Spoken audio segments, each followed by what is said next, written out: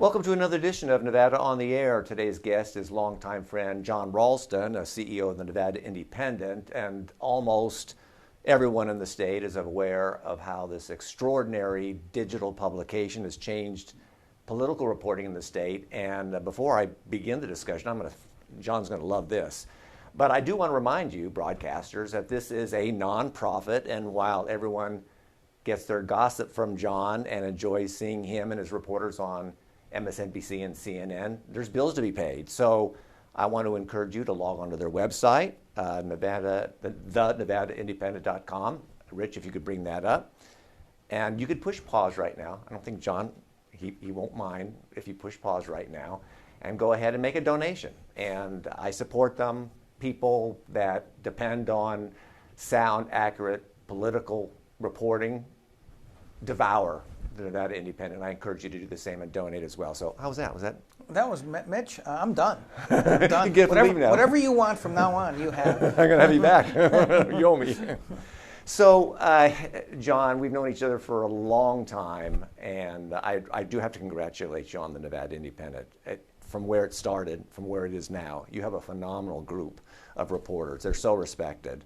And it really was kind of cool to see them. Of course, you're the media celeb on MSNBC, but then I saw Elizabeth and some others on CNN. So talk to us about the Nevada Independent and where it's come and where it is now. Well, I'm glad you said it the way you did, because originally when I started at Mitch back in 2017, it was more about me than them, in the sense that I had to raise all the money. I had to still write a lot. I did columns every week. But now it's much less about me, and I hate to say this, I hope this isn't on tape anywhere, but it's better. It's better now. We've quadrupled the size of the staff since we started. We're almost 6 years old now. It's pretty incredible, and I'm just so proud of this staff. They choke me up all the time with how great they are. But they're not just great journalists. This is like a family. They're a great team. We've lost a few reporters, but they've all gone on to bigger and better things, and I couldn't be prouder of them. And it's just, Mitch, as you all know, I've done a lot of different things in journalism in Nevada. This is by far the best thing I've ever done. Fantastic. So you are known for many things. Let's talk about your predictions. The New York Times writes a story about you, and you're on the network news and so forth. But the predictions start the ball rolling, get the attention focused on you and your staff. You don't do these things in a vacuum, I would imagine. You came up with a list of predictions, and 99% of them, we'll talk about the 1% in a minute, were spot on. The sausage is made in the kitchen. What happens in the kitchen? How do you come up with these? It's interesting. I don't think it was quite 99%, but let's keep that number out there. But listen, I've been making these predictions, as you know, on the Sunday before the election for a long, long time. And I thought this was the toughest year of all to do it, because was there going to be a red wave? How much of a red wave? All of that. Was the Reed machine finally going to falter after all these years? And so I spent a lot of time thinking about these, but I could not come up with a good excuse to say I'm just not going to do it this year because it's too hard. And so the toughest ones, of course, were the two that were within the margin of error the entire election, the governor's race and the Senate race. And for a variety of different reasons, I thought it through. People just think, oh, look, he has the data that shows the Republicans are doing well. How can he predict that either of them will lose? But it's more than just data when I make these. It's having sources. It's talking about what's going on in the campaigns, knowing about the relative weaknesses and strengths. And really, in this case, Mitch, this year, it was believing whether or not that narrative that the Reed machine was gone or wasn't the same was true or not.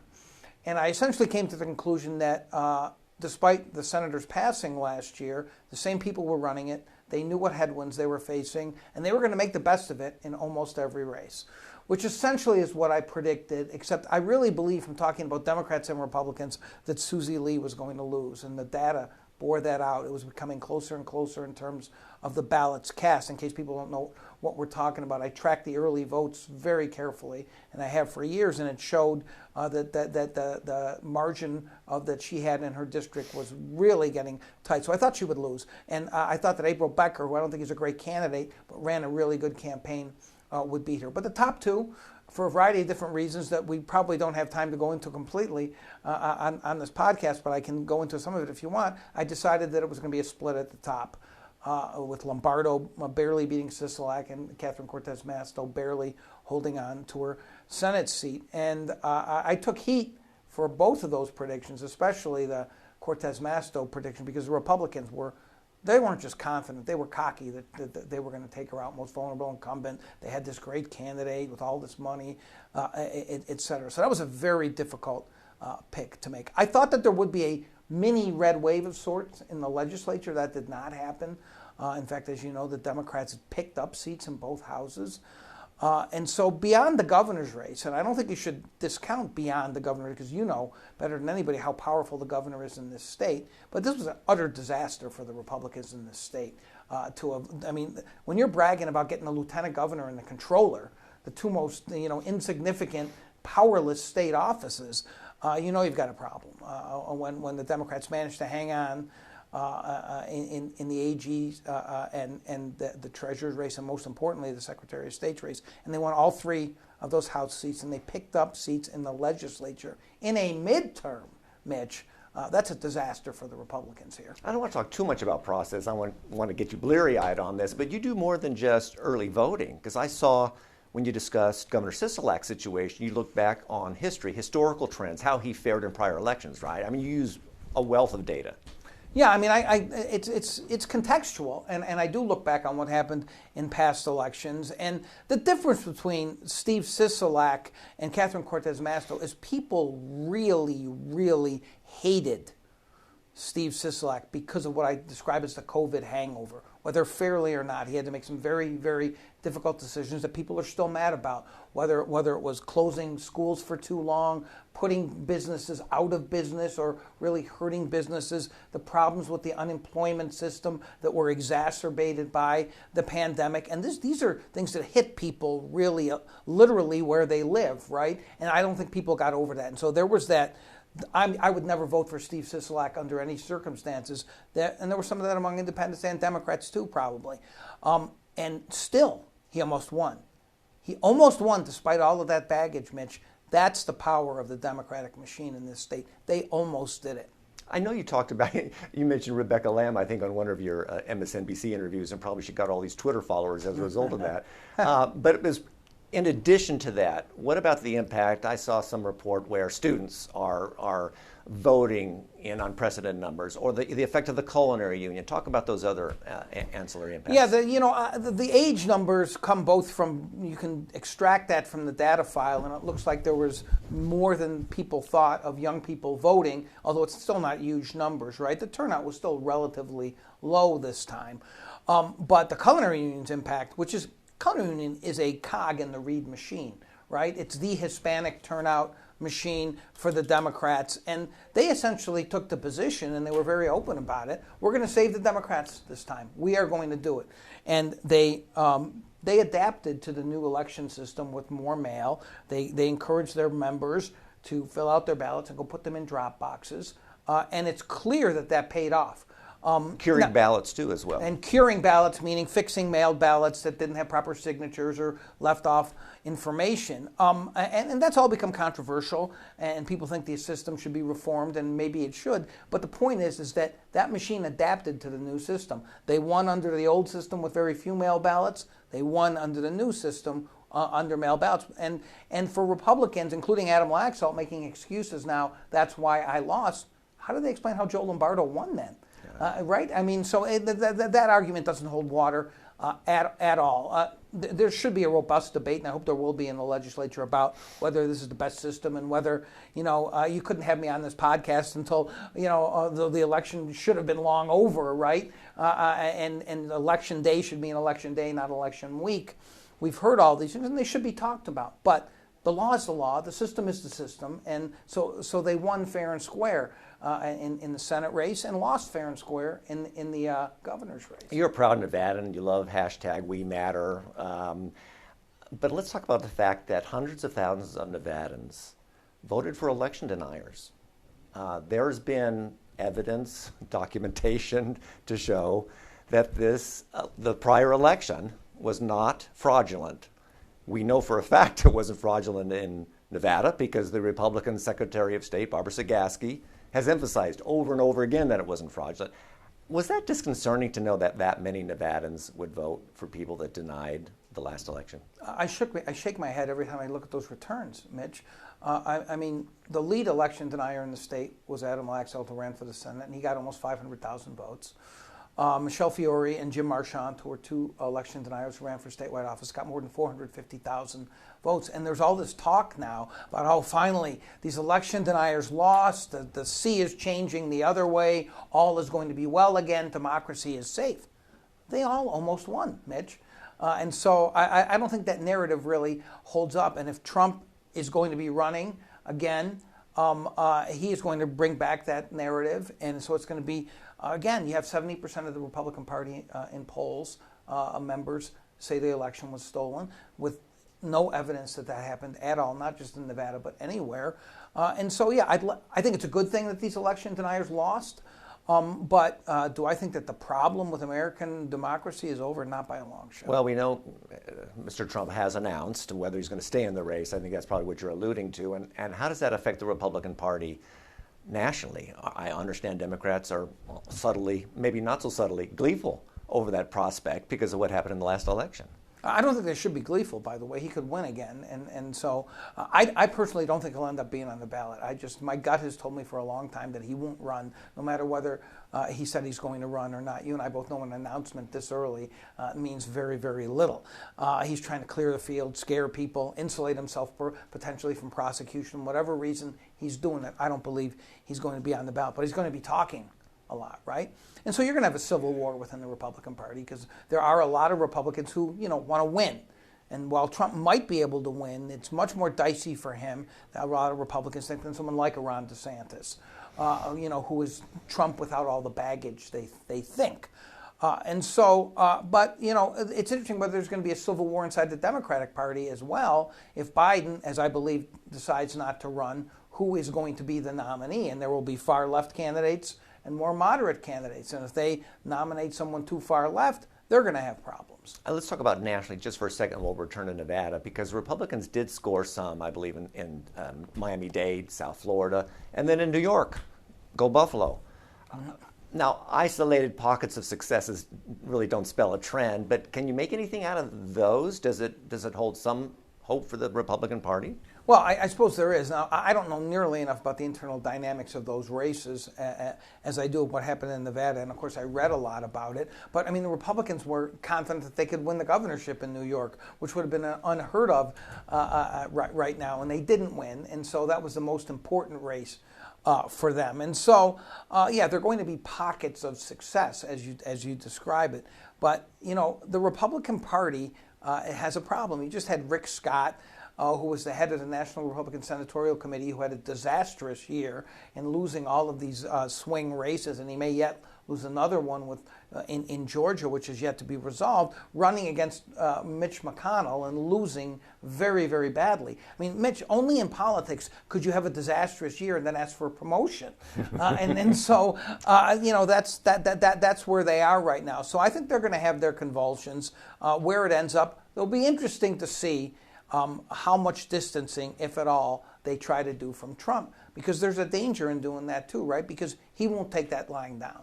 Does the Democratic Party need to be wary of anything moving forward? Were there any kind of red flags for them to say, we need to dial it down or emphasize this? Or did you pick up anything? Well, I assume you're talking nationally, not in Nevada. Correct. Listen, I think, as I alluded to earlier, they have to be worried about the far left dominating the party. I think there is a certain message to be discerned from this election that people don't like the extremes.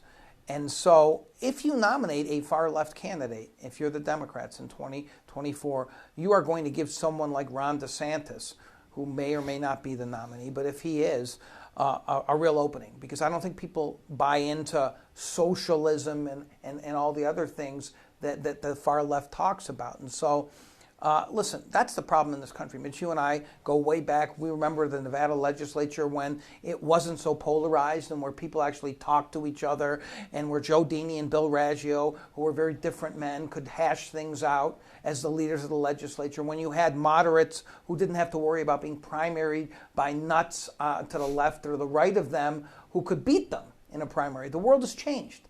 And so whether things like ranked choice voting and open primaries here or elsewhere can fix that, I think it's an open, I think we do not know the answer to that yet. Let's talk about the extremist wings here in Nevada, because there are extremist wings on the Republican side as well as the Democratic side. I think you wrote that the extremists, as you talked about it, in the Democratic Party didn't have that much of an impact or a negative impact on Democratic candidates. You stand by that? Yeah, because they did nothing. And so, I mean, I thought that the Republicans would use it a lot more, that the socialists took over the Democratic Party to, even more than they usually do, call every Democrat running a socialist. Now they would have some, look who's running your party. They're socialists. You're a socialist. They didn't do that much of that, and I think it was a missed opportunity for the Republicans. But listen, these are amateurs. And the people who run the Democratic machine, who had to set up a parallel organization to fund that machine and use the Washoe Party essentially too as a funding mechanism, they're professionals. They know what they're doing. And if you want to see the proof of that, look at the results that you and I are talking about. Senator Rosen is up in 2 years. What's going through her mind right now? I hope Adam Laxalt runs against me too. But seriously, I think what she is thinking is that I see what Catherine did. I see how hard she worked. I see that she's a workhorse and not a show horse. I'm going to try to emulate her. And guess what else I'm going to try to do? I'm going to try to raise as much money as she did, because people miss that part of this election. Catherine Cortez Masto raised a fantastic amount of money. Wherever he is, Harry Reid's nodding his head saying, yeah, that's the way you win races. Tremendous amount of outside money spent as well. But Jackie Rosen's probably thinking, you know what's good about all these Republican losses? There's fewer people who can run against me now. Let's talk about Governor-elect Lombardo, and the state legislature. I believe Democrats picked up a seat in the state Senate and also the state assembly. What does that look like? Does it look like a Governor Gwynn administration or a Governor Sandoval administration, or what do you think?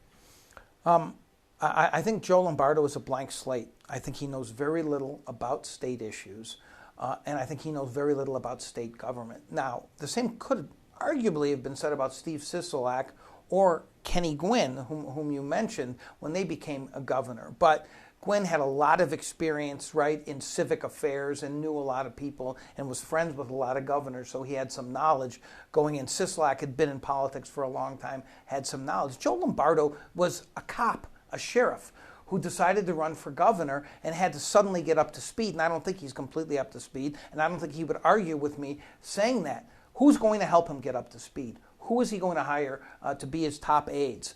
Who is he going to hire to be department heads? Who is he going to hire to deal with the legislature, something that even experienced governors had problems with, and now he's got a democratically controlled legislature that can essentially scuttle anything they want. So we don't know, Mitch. And I think, by the way, we should give him the benefit of the doubt that no matter what he said during the campaign, that he is going to try to be reasonable. Sure, will he propose things that he said in the campaign that the Democrats will not like school choice, like repealing criminal justice reform measures? Sure, but how far will he go? And will the Democrats be willing to deal with him and vice versa?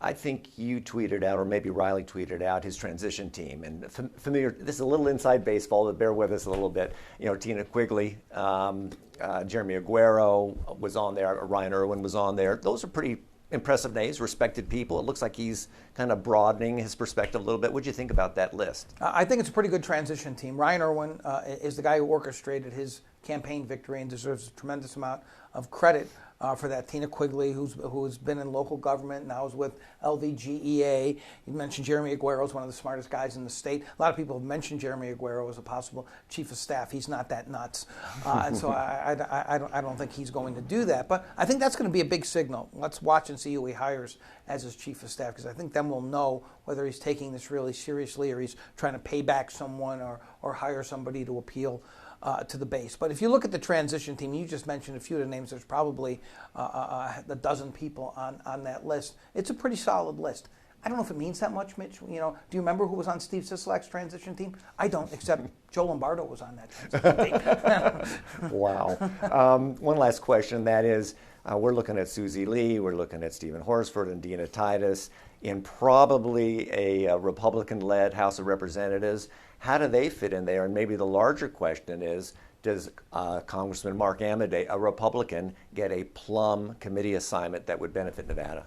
Let's hope so. I mean, he's going to move up a lot in seniority. I think he's at 150 now out of all of them, and he's going to move up to somewhere in the 120s, maybe even better than that. He's well positioned to get a plum spot. It's going to, these are about relationships. You probably remember Shelley Berkeley didn't have the greatest relationship with Nancy Pelosi for a while because she supported Steny Hoyer against Pelosi. Pelosi doesn't forget that kind of stuff. I don't think Amodei has those kinds of problems with Kevin McCarthy, assuming McCarthy's a speaker. And by the way, the jury's still a little bit out on that. But he's going to have enough seniority to get something really important for Nevada. The real question about Amodei is now that he's finally in the majority party in the House, does he want to stick around? Because he seemed like he wanted to retire for like 3 or 4 cycles, right? And so Amodei's a really smart guy, but a really smart guy, much smarter than people realize because he is such a funny guy too, and sometimes that's lost. And how he can answer questions in about 3,000 words, and suddenly you realize he hasn't said anything. He's an expert at that. He could do a lot for the state in that position. I just don't know if he wants the job for that long. All right, John, we're going to leave it there. Thank you for joining us. Thanks, Mitch. And I want to remind you, go to the NevadaIndependent.com and not only steal stuff for your political gossip around the water cooler, but go ahead and donate. It's a terrific digital journalistic enterprise, and we want it to continue here in the state of Nevada. Thank you for joining us. We'll see you next time. Bye-bye.